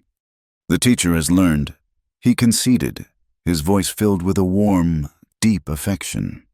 "The teacher," she said, her own smile matching his, "had a very good teacher." He came and stood beside her, his arm brushing hers.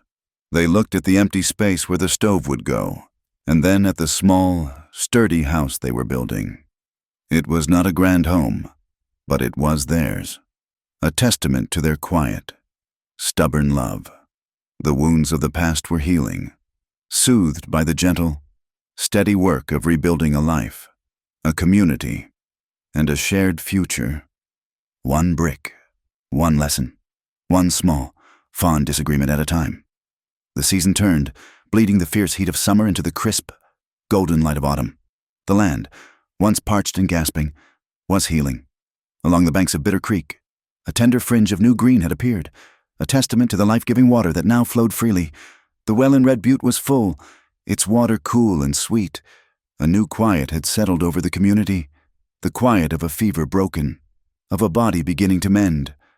The town decided that the place where their hope had been reborn needed a new name. On a bright Sunday afternoon, the entire population of Red Butte and a solemn delegation from the Valley of White Oak gathered at the spring. It was not the grand gushing source Lydia had imagined, but a humble, steady upwelling of clear water from a fissure in the rock, a quiet miracle that fed the entire region. Pastor Caldwell stood on a flat rock, not in his formal pulpit robes, but in his shirt sleeves, a man among his people. There were no grand speeches, no victory proclamations. His words were simple, and because of that, they were profound. He spoke of the preciousness of water and the greater preciousness of a community that had refused to be broken by lies. He did not name heroes or villains. He spoke only of the town's journey through a dark valley and how they had found their way out together.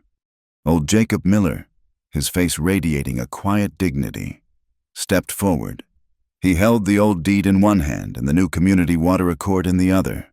"This old paper," he said, his voice raspy with emotion, "says the water was mine, but the water does not belong to any one man. It belongs to the land and to the people who live on it with respect. This new paper says it belongs to all of us, and that feels more right." Nietzsche stood with his people, his arms crossed over his chest. He did not speak, but he watched the proceedings with eyes that had seen 100 seasons. When Jacob Miller finished, Nietzsche gave a slow, deliberate nod. It was a gesture of acknowledgement, of a new beginning, a peace built not on empty promises but on a shared resource and a common, hard-won understanding. A new, hand-carved wooden sign was brought forward. Old Jess and Miguel unveiled it together, one gnarled, pale hand and one strong, brown one pulling away the canvas cloth. The letters were carved deep and clear. Freeman Spring. A murmur of approval went through the crowd. It was their name, chosen by them. It spoke of their freedom from heart, from thirst, and from the old fears that had set them one against the other. Lydia and Nantan stood near the back of the crowd, under the shade of a cottonwood tree. They were not singled out. They were simply part of the community, watching the quiet, powerful culmination of all they had fought for. Nantan's gaze was on the flowing water, his face calm and unreadable. Lydia looked at the people, at the way the ranchers from Red Butte and the families from White Oak now stood intermingled, their children eyeing each other with a shy curiosity that was the seed of a different future. Her heart felt full to bursting. Later that afternoon, when the families had dispersed, returning to their homes with a sense of peace that had been absent for so long, Lydia and Nantan rode out from the town. They did not speak of a destination, but their horses seemed to know the way, their hooves tracing a path that led back up into the high, rocky country. They stopped at the ledge, the place where she had run in terror, where he had left a skin of water for a stranger. The small ring of stones where he had tamed her reckless fire still remained. The memory of her fear felt like a lifetime ago, a story about a different woman. They dismounted and walked to the edge, looking out over the vast, silent expanse of the territory, the setting sun painting the clouds in strokes of gold and rose. "I was so afraid that first night," Lydia said softly. Her voice carried on the gentle breeze. "I thought you were a raider from one of the stories they tell back east." "The stories men tell are often the most dangerous things in the desert," Nantan answered, his gaze on the distant horizon. "They can kill more surely than a lack of water." They stood in comfortable silence for a long time, watching the light fade. The world seemed to hold its breath, a great peaceful exhalation at the end of a long and difficult day. "The schoolhouse in White Oak will be finished by the first snow," he said. "It will need a teacher," Lydia replied, a soft smile playing on her lips. "And the children in Red Butte will need one as well. It is a long ride between the two." "I am a good rider now," she said. Then she grew more serious. "It is not enough. Teaching them to read and write is not enough. When Hank Boyle's men were hurt, when you were hurt, I felt so helpless. I want to learn more about setting bones and fevers and the herbs your people use. This land needs more than just a school. It needs a place of healing. For everyone." He turned to look at her, a profound respect dawning in his eyes. He saw her vision, a place that would serve not just the mind, but the body, a place where the knowledge of her world and the wisdom of his could meet. A clinic, small and humble, but a beacon of practical care, standing beside the school, a dual promise of a better future. "It is a good plan," he said, his voice filled with a quiet pride. "It is a long path to build." "We have time," she said. Her gaze fell to the hem of her skirt, to the rough, puckered seam of brown leather lacing that she had never removed. It was a scar, and a reminder. She touched it, her fingers tracing the path of the stitches. "When you mended my dress, I thought it was just a kindness. When I cleaned your wound, I thought it was just a necessity. But it is more than that, is it not?" She looked up at him, her eyes shining with a deep, clear understanding that went beyond words. "It is the work of living. Each day, a stitch, to mend a shirt, a person, a trust. That is how we will build it. One small, careful stitch at a time." He took her hand, his strong fingers lacing through hers. The promise was not a grand declaration, but a quiet, shared truth, as solid and enduring as the ancient rock beneath their feet. They would stay, they would build, they would mend. The next morning, they rode out from their small adobe house just as the first rays of sunlight began to spill over the Mogollon Rim. A new day was dawning, washing the landscape in a clean, hopeful light. They were not riding on the salt trail, or on any of the old, worn paths of conflict. They rode side by side on a new trail, one they were making themselves, that led west, toward the endless, open country. Their pace was unhurried, their horses falling into a steady, easy rhythm. They had a long journey ahead of them, a life to build, a community to heal, but they would face it together. They would go slowly, forever now. Thank you for listening to our story. We would love for you to comment where you are listening from, so we can all connect and share our thoughts. And please subscribe to our channel Wild West Tales, like the video, and support us further by pressing the hype button so this story can be heard by more people.